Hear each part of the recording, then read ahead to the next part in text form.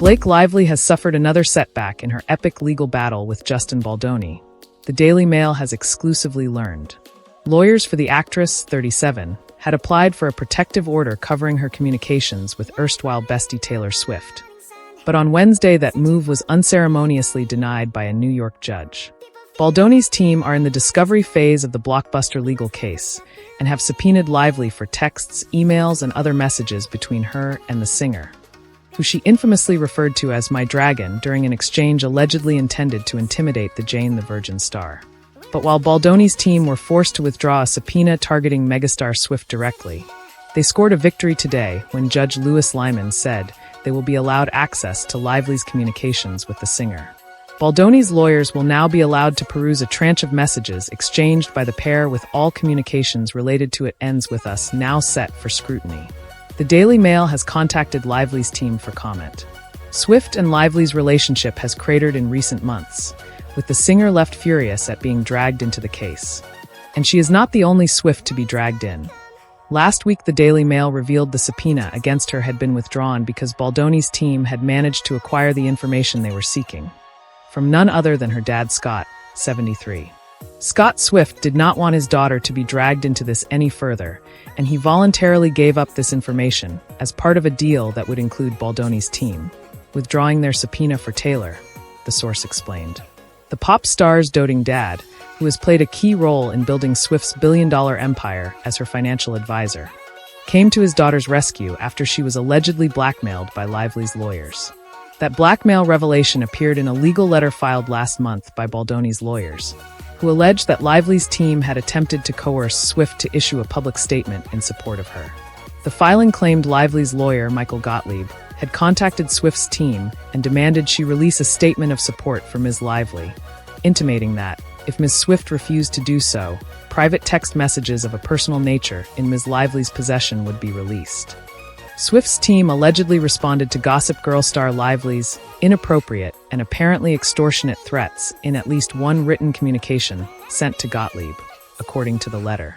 It is those communications that Baldoni's team seeks to obtain by way of subpoena, as they would evidence an attempt to intimidate and coerce a percipient witness in this litigation, the letter stated. Scott seemingly didn't take this alleged attempt to extort his 35-year-old daughter lightly, and decided to take matters into his own hands by cooperating with Baldoni and Brian Friedman in order to protect Swift from any further legal involvement. Plain and simple, they tried to extort Taylor by threatening to release private information about her so that she would support a narrative that she was not a part of. Our source added. In a statement to People magazine, Gottlieb described the suggestion that Lively's lawyers had threatened Swift as categorically false. Lively's lawyers later filed a motion asking the court to strike the accusations from its docket as baseless, unnecessary, improper, and abusive. The motion to dismiss the letter was granted.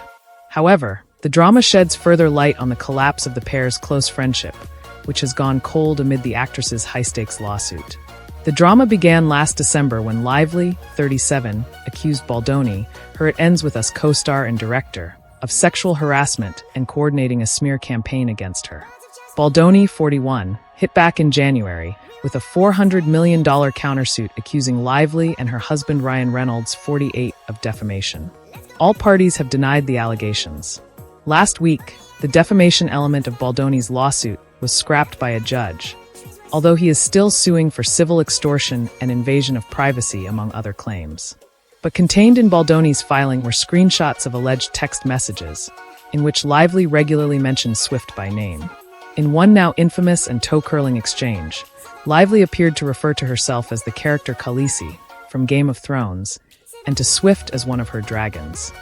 Elsewhere in Baldoni's filing is the claim that Swift was present at a meeting convened by Lively at her New York penthouse to discuss It Ends With Us script changes. Sources close to Swift insisted the singer had no knowledge of the meeting and simply turned up to find it underway. Nonetheless, the whole furor reportedly left Swift, who is godmother to Lively's 3 daughters, feeling exploited by her pal of 10 years. Scott, a former stockbroker and financial advisor for Merrill Lynch, has long been credited as smoothing his daughter's path to financial success.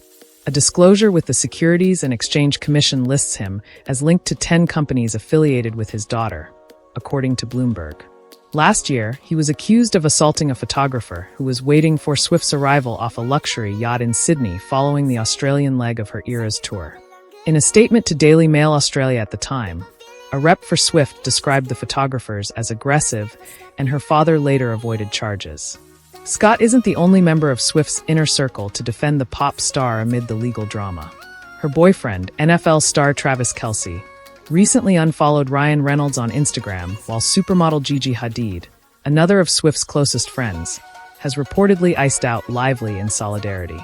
In a statement released to the Daily Mail, a spokesman for Lively accused Baldoni's lawyers of repeatedly attempting to drag Swift into the case and attempting to exploit her popularity. It continued, "The court outright denied the Wayfarer party's motion to compel documents from Ms. Lively, who has produced far more documents in this case than the Wayfarer parties combined. Further, the court's protective order ruling rests on the Wayfarer party's admission that they received nothing from Taylor Swift, which is exactly the opposite of what their insider claimed 2 weeks ago.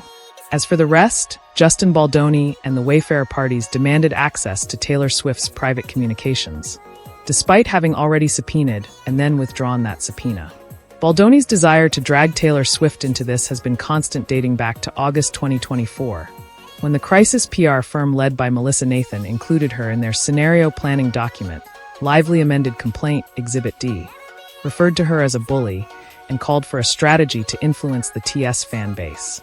We will continue to call out Baldoni's relentless efforts to exploit Ms. Swift's popularity, which from day one has been nothing more than a distraction from the serious sexual harassment and retaliation accusations he and the Wayfarer parties are facing.